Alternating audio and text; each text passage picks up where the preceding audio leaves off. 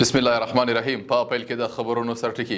په کابل کې د اسلامي همکارۍ سازمان له سفیر محمد سعید الیاش سره د کډوالو چارو وزیر مولوي عبدالکبیر لیدنه.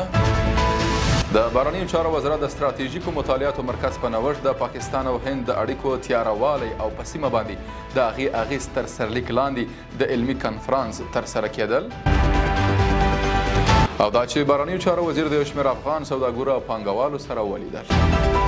د لوی او مهربانه خدای په ثنا او ستاینې سره درنو لیدونکو سلام. د نن ورځ خبرونو ته ښه راغلاست. نن یکشنبه د 1404 کال د غویي میاشتې 14مه نیټه ده. زه صادق فروتن یم. دا هم بشپړ خبرونه.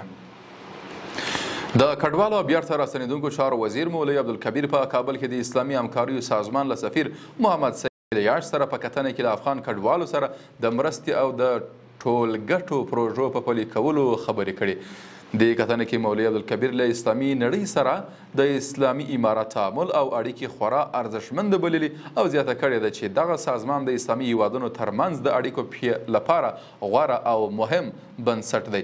دغه راز ښاغلي الیاش د افغان کډوالو د راروانې لړۍ د ښه مدیریت ستاینه کړې او زیاته کړې ده چې له کډوالو سره ناسم چلند او اجباري ایستل یې د اسلامي همکارۍ سازمان خواشینی کړی دی. نوموړي زیاته کړې د اسلامي همکاریو سازمان له کډوالو سره د مرستو راجلبولو ته کار کوي.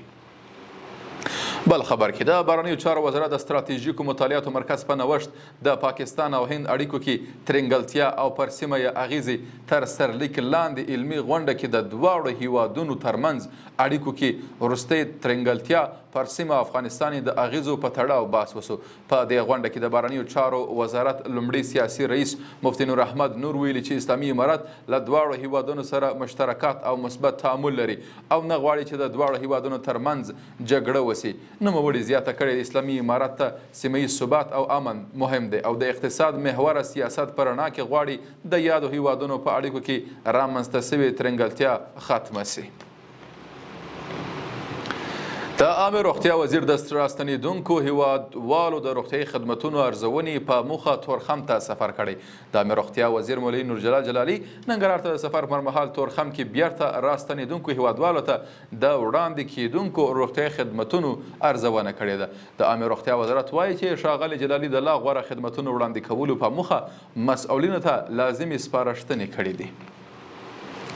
د افغانستان د سوداګرۍ او پانګونې خونې د مشرتابه پلاوي د پاکستان له لوري د افغان سوداګرو د ترانزیټي ستونزو د حل په موخه د بهرنیو چارو له وزیر مولوي امیر خان متقي سره وکتل. دې کتنه کې د افغانستان د سوداګرۍ او پانګونې اتاق مشرتابه د سوداګرۍ او ترانزیت برخه کې له پاکستان سره لنډمهالې او اوږدمهالې ستونزې شریکې کړې او ټینګار یې کړی چې د پاکستان په کراچي او واګه بندرونو کې بند پاته سوداګریزو توکو ته ډیر ژر تر ژره د عبور اجازه ورکړل سي. دغه راز دې کتنه کې د بهرنیو چارو وزیر افغان سوداګرو ته د هر ډول همکاري ډاډ ورکړ او زیاته کړې ده چې ستونزو ته به یې ډیر ژر له ډیپلوماټیکو لارو حل لاره وموندل سي.